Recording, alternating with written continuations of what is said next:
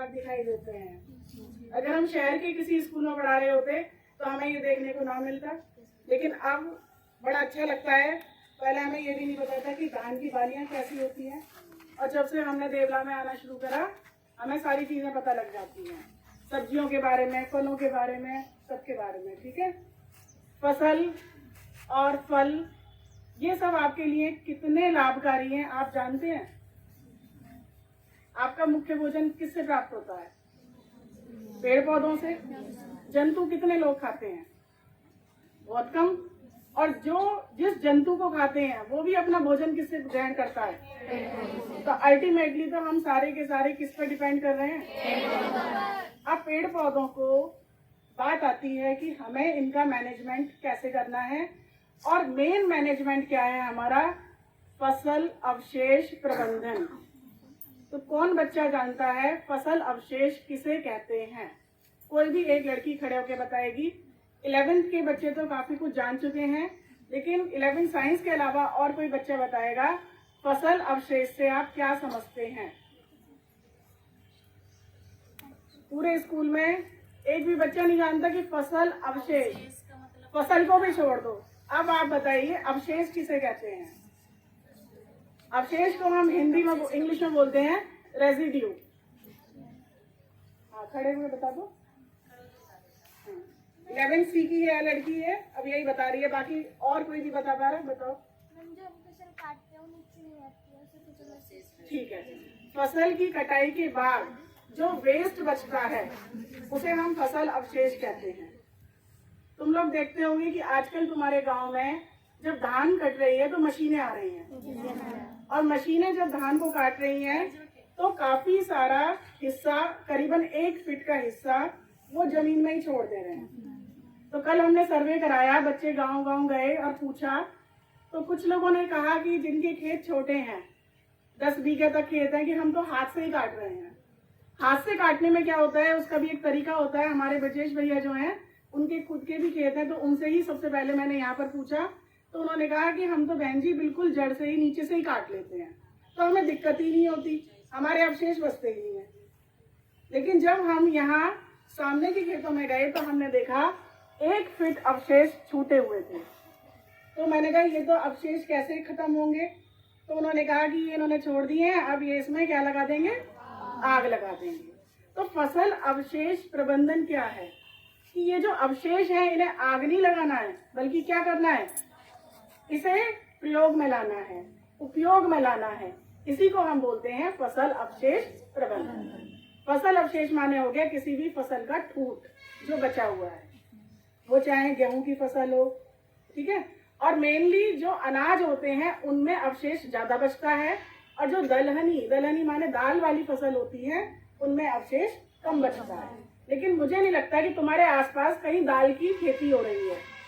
सहारनपुर में तो मुख्यतः गेहूं और चावल और गन्ना यही खेती है, और गन्ने से भी खूब अच्छा खासा अवशेष प्राप्त होता है। तो अवशेष प्रबंधन के लाभ क्या हैं? कोई बताएगा? एक भी लाभ बता दो। अगर हम फसल अवशेष को सुरक्षित रखते हैं तो उससे क्या फायदा है? उससे हम खाद बना सकते हैं, नंबर 1। नंबर 2,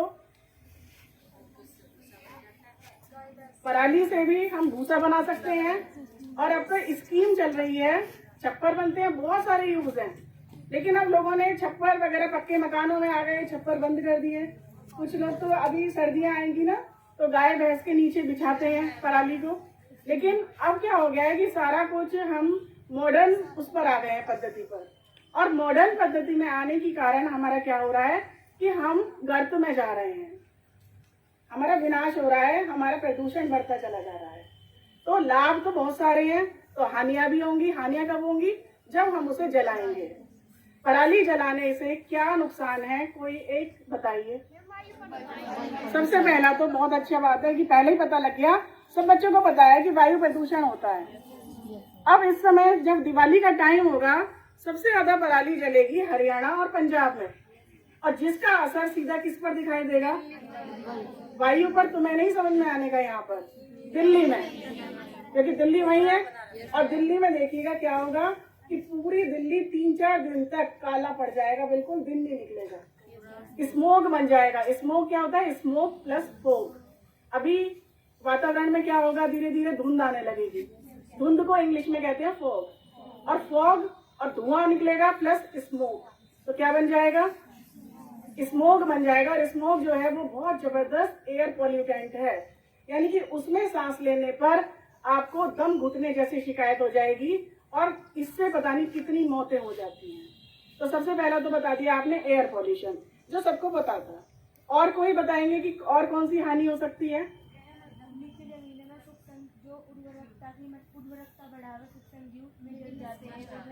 ये हम कोई भी नहीं सोच पाता जो बात इसने बताई कि जब जमीन को जलाते हैं तो जमीन का तापमान बढ़ जाता है।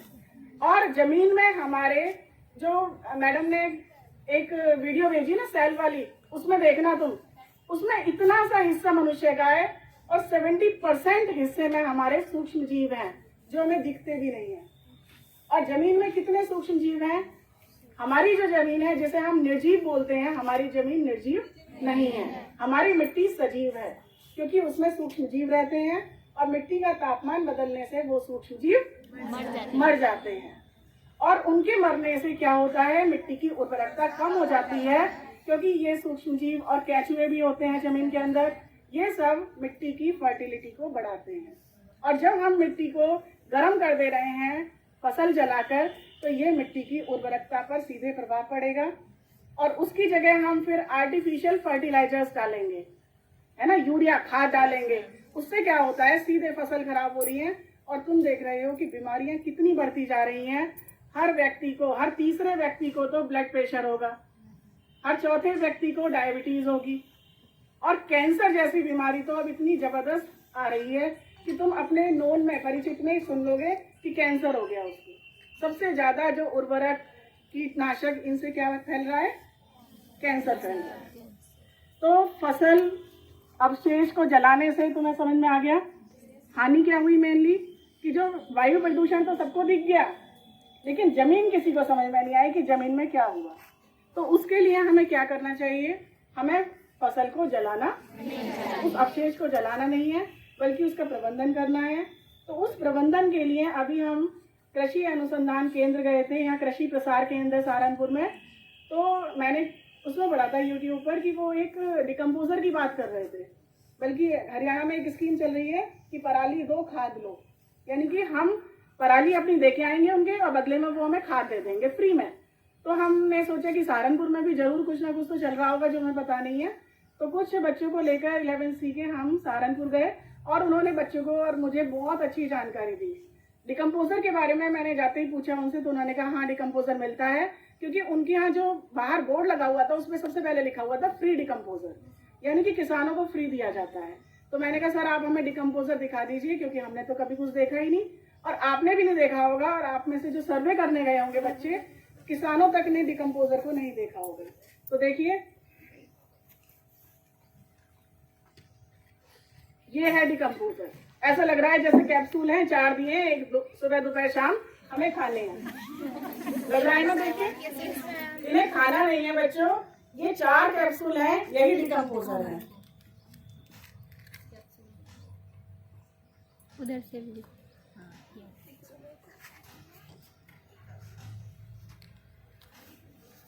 फिर उन्होंने हमें ये पैम्फलेट भी दिया जिसमें इसको बनाने की विधि दिखाई। इससे हमें अगर हम भूल भी जाएं तो हम इसे बार बार पढ़ सकते हैं। तो कल बच्चे यही लेकर दोनों चीज गए थे, तो मैं आपको समझा देती हूँ। ये बिल्कुल एक जामन है, यानी कि अगर हमें अपने घर में 2 लीटर दूध का दही जमाना है तो हमें कितना जामन चाहिए? बहुत थोड़ा सा। तो ये जो आपको फील्ड दिखाई दे रहा है, अगर मुझे इस पूरी फील्ड में अपना फसल अवशेष खत्म करना है, डिकम्पोजर का मतलब होता है जो किसी चीज को डिकम्पोज करे, सड़ाकर उसे मिट्टी में मिला दे, वो कहलाता है डिकम्पोजर। ठीक है, तो ये डिकम्पोजर कैसे बनाएंगे? 200 लीटर पानी लेंगे, 200 लीटर पानी में 2 लीटर गुड़ डालेंगे और उसे लकड़ी के एक लट्टे से घुमाते रहेंगे ताकि गुड़ पूरा का पूरा पानी में मिल जाए। फिर उसके बाद ये 4 कैप्सूल खोलेंगे। बस ये कैप्सूल डालते समय थोड़ा सा ध्यान रखना है कि आप लोग इस काम को नहीं करेंगे, बड़े ही करेंगे, और हो सके तो हाथ में भी कपड़ा बांध लो और मुंह पर भी कपड़ा बांध लीजिए। ये 4 कैप्सूल डालने के बाद उसे अच्छी तरह से हिला देंगे और उसे छोड़ देंगे, यानी कि जामन लगा दिया दही में, लग गया 4 कैप्सूल से। और कितने लीटर में लगा? 200 लीटर। 200 लीटर इतना होता है कि अगर 20 लीटर की या 12-15 लीटर की एक बाल्टी होती है तुम्हारे घर में नहाने की, उससे कितने गुना हो गया? 10-15 गुना ज्यादा पानी लिया गया है। इतने सारे पानी में ये 4 कैप्सूल डले हैं। आप सुबह शाम डंडे से उसे हिलाते रहेंगे। 7 दिन में लगभग कल्चर तैयार हो जाएगा। थोड़ा और वेट कर लें। अगर थोड़ा ठंड का मौसम आ गया है तो ठंड में क्या होता है, सूक्ष्म जीव थोड़ा धीरे काम करते हैं, क्योंकि उनका एक टेम्परेचर होता है निश्चित। बारिश के दिनों में सबसे बढ़िया रहते हैं। तो थोड़ा सा और वेट कर लीजिए, 10 दिन लगा दो।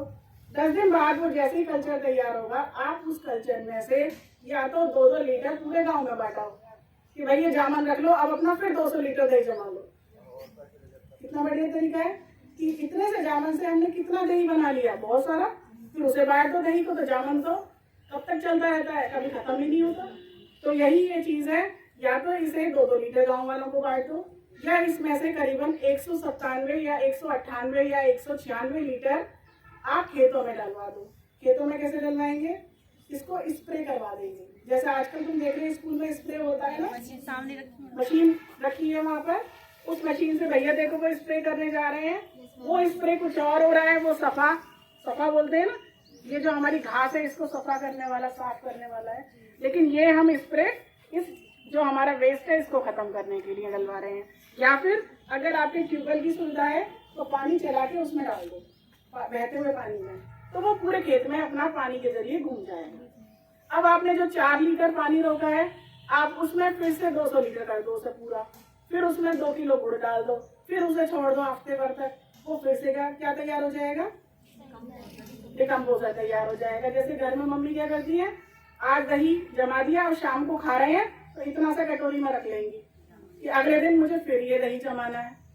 ऐसे तो चलता रहेगा। तो ये सिलसिला आप कई बार तक चला सकते हैं। और ये डिकम्पोजर क्या करेगा, उस पराली को आप खाली खेत में ही नहीं डाल सकते। हम भी ये काम करेंगे। अगर आपका वेस्ट, जैसे हमारा ये घास ही निकला है, सारा कचरा निकला है, इसको एक जगह इकट्ठा कर लो और उसमें भी डाल दो, तो ये डिकम्पोज हो जाएगा। तो ये टेक्निक हम भी करके देखेंगे कॉलेज में, हमें भी समझ में आ जाएगा कि खाद बन गई। खाद तो सबने देखी है, ब्लैक कलर की होगी, बिल्कुल भुरभुरी होगी, वो खाद तैयार होगी। हम भी देखना चाहेंगे, तो हम भी इस काम को यहाँ कॉलेज में कराएंगे, ताकि दिवाली के बाद तक हमारा कल्चर तैयार हो जाए। तो फसल अवशेष, अब एक लास्ट चीज रह गई कि आपने फसल जला दी, किसी को नहीं पता कि फसल अवशेष जलाने से क्या हो जाता है, जुर्माना हो जाता है। कितना जुर्माना है? सबसे पहले 5000 का जुर्माना है। वो जमीन के ऊपर डिपेंड करेगा। आपकी 2 एकड़ तक की जमीन है तो आपका 2500 का जुर्माना होगा। अगर आपकी जमीन कितनी है, 5 एकड़ तक है, तो आपका जुर्माना 5000 हो जाएगा। और यदि उससे अधिक है तो कितना होगा? सीधे 25000। और यदि उससे अधिक है तो सीधे जेल हो जाएगी। लेकिन बच्चों ने मुझे बताया, मैं तो ज्यादा गाँव में नहीं गई, कि आग जो है किसी और से लगवा देते हैं। जैसे गांव में कोई पागल सा लड़का है, उससे आग लगवा दी और कह दिया हमें तो पता ही नहीं, हम तो रात को सो रहे थे और किसी ने आग लगा दी। तो मुझे नहीं लगता कि सर्वे में हमारे किसी ने भी ये लिखा होगा कि आग लगा देते हैं, क्योंकि सब छुपाते हैं इस बात को। लेकिन बच्चे कह रहे हैं कि मैडम आग तो लगती ही है। लेकिन अब आपको घर घर जाकर, जितने बच्चे ये बैठे हुए हैं, कम से कम जाकर उन्हें ये समझा सकते हो कि आग मत लगाइए, आग से धुआं तो हो गई, दिल्ली जितना धुआं तो हो नहीं रहा, इसलिए लग रहा है कि धुआं तो है ही नहीं। लेकिन सबसे जो बड़ी दिक्कत है वो है धरती की, मिट्टी की, जिसकी उर्वरकता खत्म होती चली जा रही है। तो जो हमारा टॉपिक है ना, जो हमने प्रोजेक्ट में टॉपिक किया है, वो है हमारा सतत विकास। सतत विकास क्या है? व्हाट इज सस्टेनेबल डेवलपमेंट, किसे कहते हैं? यही टॉपिक है हमारा मेन। मुझे इन बच्चों को भी समझाना है जो हमारे जाएंगे। अभी तक मैंने भी नहीं बताया कि सस्टेनेबल डेवलपमेंट कहते किसे हैं। सतत विकास में विज्ञान, ये पूरा टॉपिक है। इसका मतलब है बच्चों कि हमारे पास जो है आज, अगर मेरे पिताजी ने मुझे 200 बीघा जमीन दी तो मैं उसे आज ही बेच के खा लूंगी पूरा, मैं कोई काम नहीं करूंगी, मेरा गुजारा हो गया। लेकिन मेरी आगे आने वाली पीढ़ियों का क्या होगा? उन्हें मिलेगा कुछ? तो सस्टेनेबल डेवलपमेंट का मतलब होता है कि जो प्रकृति ने हमें दिया है हम उसे सहेज कर रखेंगे। कैसे सहेजेंगे? हवा, पानी, मिट्टी, इसे हम सोच रहे हैं कि मेरा कितना है, मैं तो 10-20 साल में यूज करके निकल लूं। लेकिन आगे वाली फ्यूचर जनरेशन को ध्यान में रखते हुए हमें विकास की तरफ बढ़ना है। समझ गए आप सब? सतत विकास माने क्या है? भावी यानी कि आने वाली पीढ़ियों के लिए जो प्राकृतिक संपदा है उसे बचाकर चलने को हम क्या बोलते हैं? और सतत विकास में विज्ञान, विज्ञान माने कि विज्ञान की देन है कि हम सब इन चीजों की तरफ बढ़ गए। हमें जो कुछ मिला है, एसी में बैठ रहे हैं, पंखे में बैठ रहे हैं, फ्रिज से ठंडा पानी पी रहे हैं, किसकी देन है? सब लेकिन विज्ञान का उपयोग करते समय हमें क्या ध्यान रखना है? अपनी आने वाली पीढ़ियों का ध्यान रखना है कि आने वाली पीढ़ियों को जितनी चीजें हमें मिली हैं वो मिल जाएं। इसे कहते हैं सतत विकास। समझ में आ गया? यही हमारा टॉपिक है और हमने उसी टॉपिक से इस चीज को जोड़ा है कि हम कैसे फसल प्रबंधन करके अपनी मिट्टी को बचाएंगे ताकि हमारे आगे वाले आने वाली जनरेशन को फर्टिलाइजर बिल्कुल ना खाने पड़े। उन्हें क्या मिले? उन्हें नेचुरल खाद मिले। सबको समझ में आ गया? हर बच्चा गांव में जाकर जिसके खेत हैं वो तो कम से कम अपने घर वालों को बता सकते हैं, पड़ोसी के खेत हैं तो उनको बता सकते हैं। कितने बच्चे इस काम को करेंगे आज जाकर?